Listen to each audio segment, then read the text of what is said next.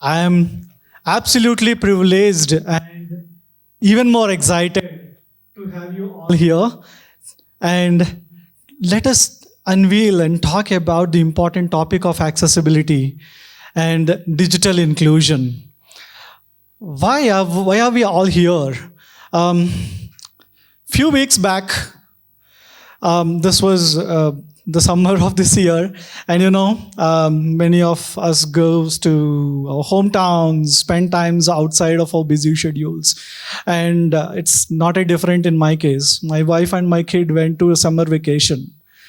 So evenings are so boring for me. I was just sitting browsing through the internet and watching all those what Narendra Modi talks about upcoming elections. And I'm a fan of CBN and following him on social media and all this stuff. And but all of a sudden, I felt like something is missing in life. What is that? And during this journey is when I was ordering food for myself. I was ordering snacks and stuff on various applications, various apps. And often for last 2 years, I was traveling a bit because of my personal reasons. And I was doing a lot of activities digital, lot of apps. It's not like I was not doing that in the past, but this became like a very important aspect of my life. Booking tickets, checking in, booking cabs to travel, order food, all this stuff is going on in life. And what's interesting is, I'm sure a lot of us here with a disability and who are accessibility professionals do agree that many of these applications are not friendly for people with disabilities. Do you? Yes. And these are the applications that we use in day in and day out. How many of us work for these products that we use daily? We might be working for an American company or American banking institute or for a healthcare institute in UK or maybe a cab company in Canada. But how many of us are really bothering about the products that we use in day in and day out? We all as an accessibility experts, most of the time we serve or we support with our jobs for the companies that are outside of India.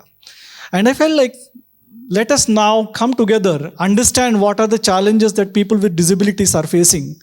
And let us talk with these product companies who are so curious, interested to work. All that they need is a little gentle push of motivation and letting them understand what these challenges are and why are these challenges coming up in the first place and how to solve them. So coming together are the product companies, coming together are the people or the customers with disabilities, and coming together are the accessibility experts. If we bring these three sets of people together on this forum, and that's where we can unfold the challenges, try to understand the pain points, identify the solutions for the problems that we encounter day in and day out. That is the whole reason of starting this Accessibility Symposium. And that's the reason I felt like what is a good tagline to do it? Bridging the gaps. We want to come together, identify the gaps, bridge them, and build inclusion. That is why we are all here today to understand, learn from each other, and spend a little more time networking, understanding each other's challenges, talk about our problems, talk how we are solving problems. We have experts. We have experts who have expertise in accessibility for 20 years. We have people from companies that want to do accessibility, but they don't know where to start. Or probably they don't know how to solve the problems. Or they don't know how to approach people with disabilities to understand whether the product that they are building is inclusive. But this is the forum that we want to have. And we'll be continue to doing this, not probably, primarily I thought we will be doing this event every year, but probably we will start looking at how we will bridge this in between. We need all of your support to come up, talk, to have this conversation going on, not just in this room, but beyond. And at our offices, at our home, with our children. You might have been seeing few children running around. The reason I have them here is to let them understand the inclusivity, let them understand what empathy means, how to support people with disabilities, and they are the leaders of tomorrow. And next time when we are doing, probably we'll have little more children here and let them understand what accessibility mean, what inclusion mean from the childhood. I don't want this bullying happening like what Asha was talking about her challenges. And many of us who have a disability have undergone such challenges in our childhood.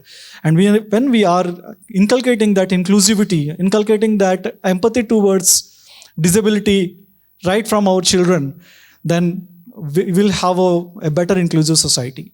And as the agenda goes, we will also be talking about the education system and how we are going to impact accessibility in the education system. We have people from the universities here, and we'll be continuing to talk about the business impact and other related activities. And we'll also look out for your feedback as we go forward in this journey, and we'll all come together. Let us do it a movement, not just a symposium for a day. With that, the only one takeaway I would probably ask you people to do once you go back is educate 3 more people. Don't look like a Stalin movie, but I'm serious on that. We have a lot of people. I know Srini is here, Raghu, we have Suman, and a lot of others. I can't name each one of them, but these guys are the ones who are taking this torch of educating people around the companies. And now we have around 70, 80 people here. Let us all do together and go ahead, once you go back, talk about this important topic about inclusion and accessibility to at least 3 people and get this ball rolling as a movement as we embark the journey.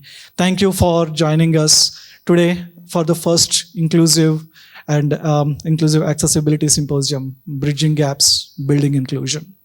Thank you. With that, I'm handing over to Asha.